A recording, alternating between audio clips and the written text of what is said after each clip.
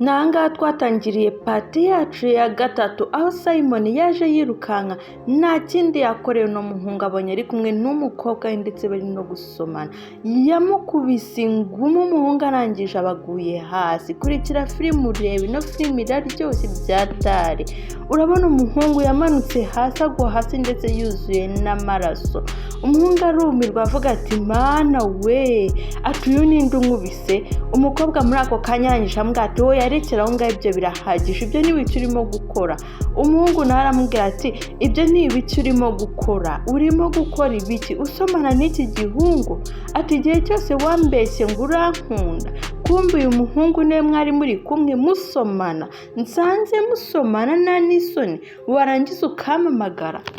Urabona rwose uno muhungu byaramushobeye byaramubabaje ababazwa n'ukuntu akubiswe n'umuhungu atanazi ndetse akubitwa n'umuhungu wiyitirira sheruwe mu by'ukuri kuko uno mukobwa bamaranye igihe kinini atarajya kwigana hariya. Mbere yuko ajya kwiga hariya n'uriya muhungu yarabizi bakundana. Urabona rero uyu nguyu Simon bakundanye mu gitondo nta n'igihe baramarana. Uno mukobwa amubeshyaga urukundo Simon yarababaye byatari arangije aramubwira n'abamubwira amagambo akomeye akajya amubwira ati ntago nari nzi ko ari uku nguku umeze. Ati burya wari ufite undi muhungu ukundana nawe. Ati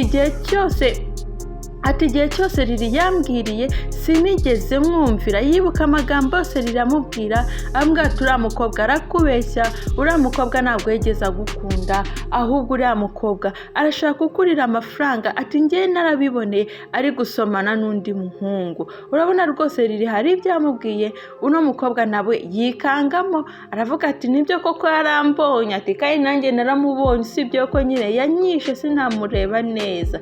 Umva amagambo yarira amubwira ati rwose ati uno mukobwa waramukunze ariko ntigeze agukunda. Arangije ambwira ati so kuki uno mukobwa kuki ukubeshya uno muhungu yuko umukunda. Ibyo byose abitekerezaho arabyibuka avuga ati buryo nza kumvira riri. Ati ibintu byose riri yambwiye ati sinigeze mbyumva, numvaga ashaka yuko kudutandukanya. Yarababaye cyane ku rwego rwo hejuru kuko aramutonganyaga bikomeye ndetse urabona n'uno mukobwa nta kintu na kimwe yari yitaye ahubwo yaramurebaga nyine ubona amurebana agasuzuguro ubona ntacyo bimubwiye.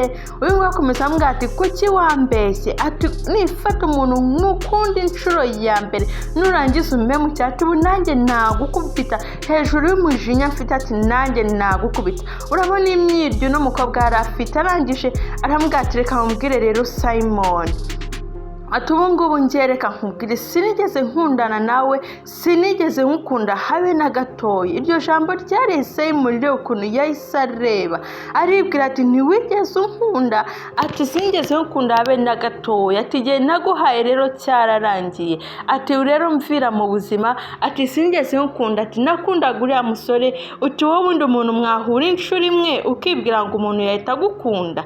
Ati wowe kuki udatekereza. Ati urumva wowe utekereza neza. Ati banza utekereze wumve. Ati wowe urumva umuntu mwahura ukahita umukunda koko.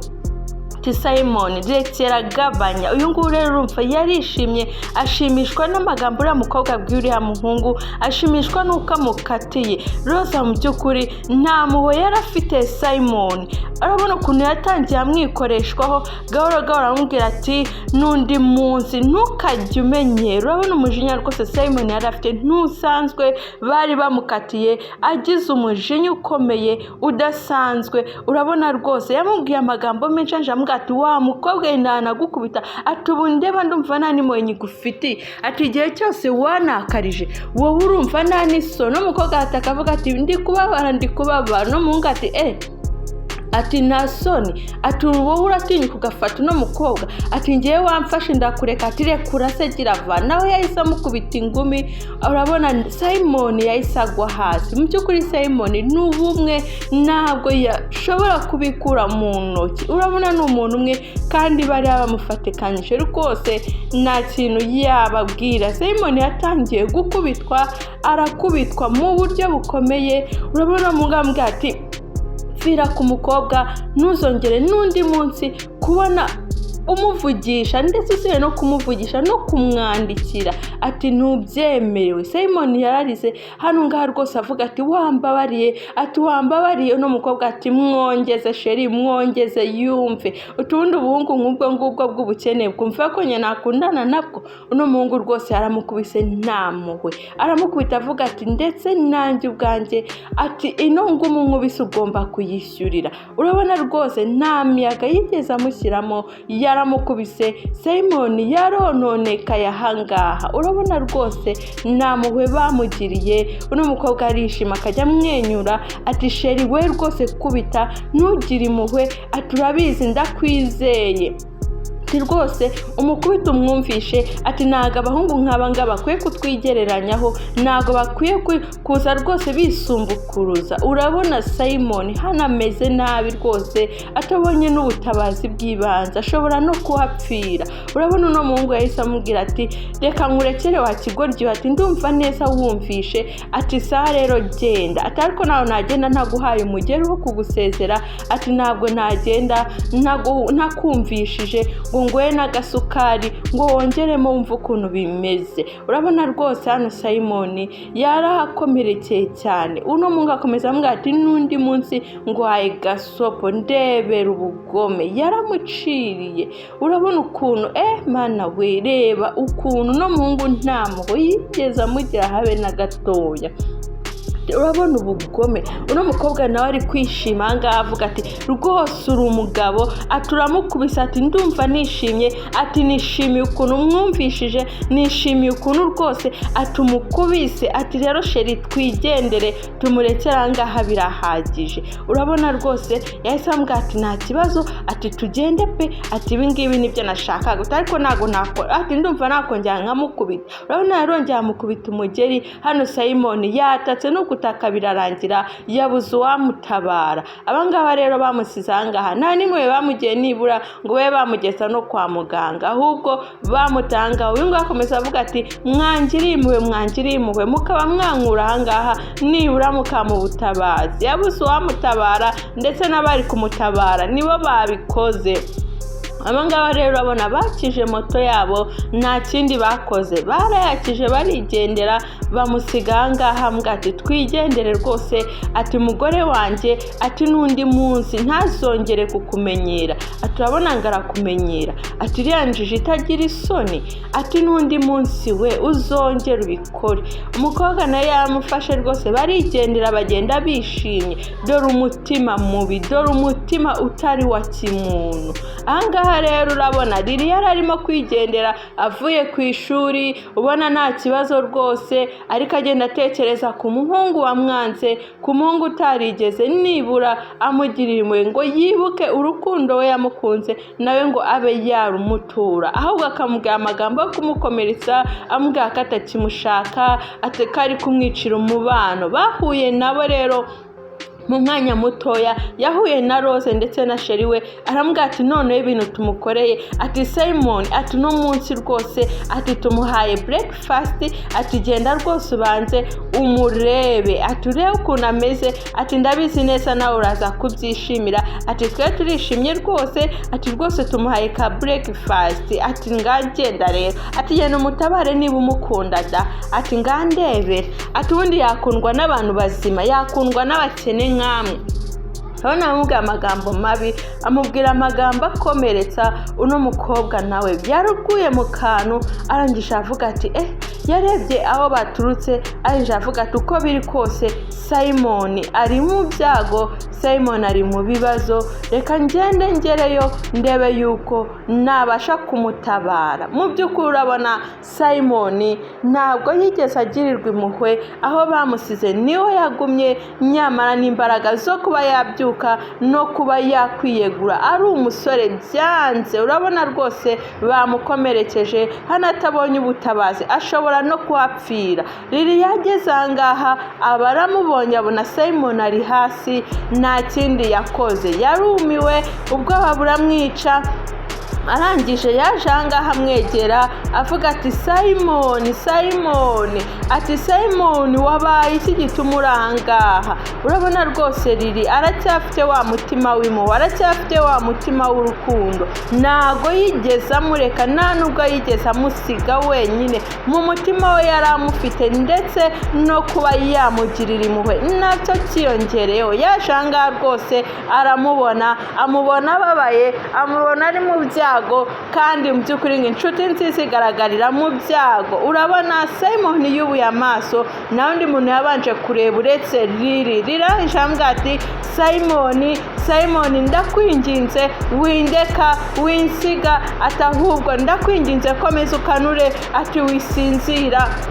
Simoni, ndakwinginze wisinzira, ahubwo komeza ukanure tuguma. Nungu yambwiye ati mbabarire, ati byabaye byose ntago nigeze ngumwanya, ati ntago nigeze ngumwanya wanjye, utahubwo nanjye nabonye ibisha bari byo mfata, ati rwose umbabarire. Niyo magambo Simoni yabwiye Lili, arambwira ati yo mbimenya kera kose, ati ntago biba bimeze gutya. Yamusabye imbabazi, arangije ariryamira. Urabona rwose yahise asinzira, agenda gahoro gahoro gahoro gahoro. Nuko byagenze, arananirwa nyine nk'umuntu wahuye n'ibibazo. Kandi urabona rwose uyu nguyu yaramufitiye impuhwe, yaramufitiye urukundo. Ambwira ati Simoni, rwose ndakwinginze wisinzira, kanura kanura nyine turebane, ati winsiga ahangaha. Lili yatangiye gutekereza ikintu yakora akorere Simoni, atangira kwibaza ati ubuse ndakora iki? Simoni, ndagufasha mu buhe buryo? Ati basi kanguka ngutsindagize nkujyane kwa muganga. Ariko mu by'ukuri izo mbaraga ntazo yari afite habe na nkeya, habe rwose. Amubwira ati rwose, ati urabona ntago nagushobora, ati wambabariye ko kukareka kunsiga, ati nibura amerezaho iminota mikeya nkubwire. Nta kindi yakoze. Urabona hano hari ambilansi yari imuzanye kwa muganga, imuzana ahangaha kugira ngo irebe yuko nibura abaganga bamwitaho, abaganga bamuha ubufasha. Hano baramubaze, bamukomerekeje ku buryo bukomeye.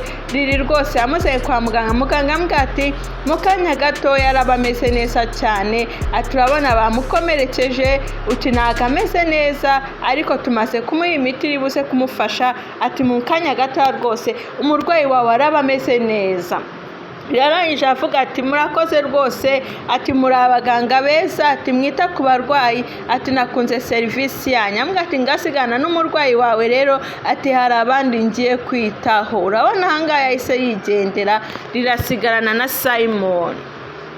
Urabona basigaye ari babiri. Lili nta wundi muntu yari afite nk'inshuti uretse Simoni, niwe nshuti ye bagendanaga ku manywa na nijoro, ndetse akamutwara no mu modoka. Umunsi Rose yaje nibwo byahindutse, aza mu buzima bwa Simoni. Hano ngaha rero witegereze neza, Simoni ari kugenda anyeganyega, n'amaso anyeganyeza gahoro gahoro gahoro gahoro. Urabona yuko rwose Simoni bigaragara yuko agarutse mu muntu.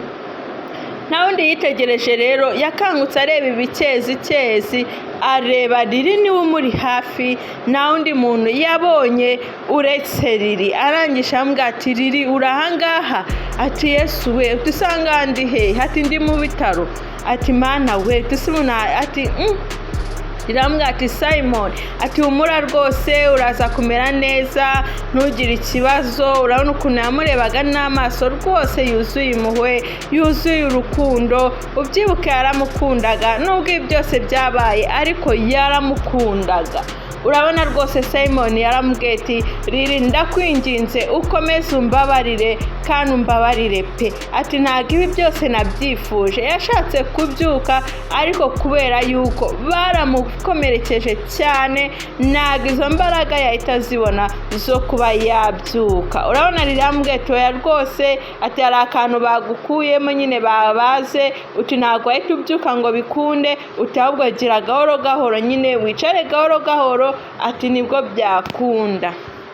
yaramufashije arangisha aramwicaza. Urabona nyine hano Lily nta kibazo na gitoya, biriya byose byabaye ntago byatumye atamuha ubufasha, ntago byatumye atamwitaho. Urabona bakomeje barebana, ariko Simon buri uzarebe umuntu mukire neza wakakwitura inabi, uko biri kose yahuye n'ikibazo uko nyoka mugirira neza aba yumva ikimwaro, aba yumva isoni, aba yumva mutahura, nyine aba yumva hari ibintu byinshi yishinja, hari amadeni agufitiye. Simon nawanga rwose yakomeje abitekereza, hareba Lily, areba ukuntu nyine amugiriye neza, areba ukuntu atibutse ibyabaye byose, atibutse amagambo mabi yamubwiye, ahubwo areba ukuntu nyine yaje ahangaha akaba ari umutabara, akaba ari we nyine wamubaye hafi, akaba yamuzanye mu bitaro. Ibyo byose arabireba, areba ukuntu yamuhemukiye ku rwego rukomeye,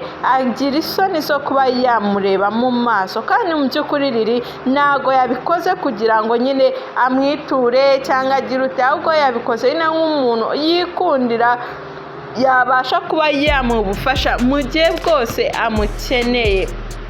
Urabona rwose Simon yabitekerejeho, amaze kubitekereza ambwira ati Lily ndakwinginze mbabarira, ati ntabwo nzongera, ati sinigeze nguha agaciro, sinigeze nita ku magambo wambwiraga yuko Rose atankunda, wambwiraga yuko Rose atigeze nibura gatoya angirira impuhwe, nibura nga mu rukundo rwe, kuko wamubonye inshuro nyinshi, ariko njyewe ntago nigeze nkukunda. Yambwiye ati rero atongera umbabarire. Yamufashe ikiganza ambwira ati ndakwinginze mbabarira, umbabarire ibyabaye, umbabarire ukuntu nagusuzuguye, ati umbabarire amagambo mabi yose nakubwiye, nkubwira yuko ukwiye kumvira mu buzima, nkubwira yuko nyine uri kunteranya n'umukunzi, nkubwira yuko utanyitayeho, ati nyine ibyo byose ubimbabarire. Lily hano ngaha rwose yararize, yazanye amaso ku marira. Uyu nguyu amubwira ati rwose narakubabaje, sinigeze nkubera inyangamugayo, utahubwo rwose ndakwinginze mbabarira. Ati ibi ngibi byose ndamutse nongeye kubona amahirwe rimwe gusa mu buzima, ntabwo nayapfusha ubusa. Riranga rwose urabona byamuteye nawe isoni, yongera yigirira udusoni twiwe.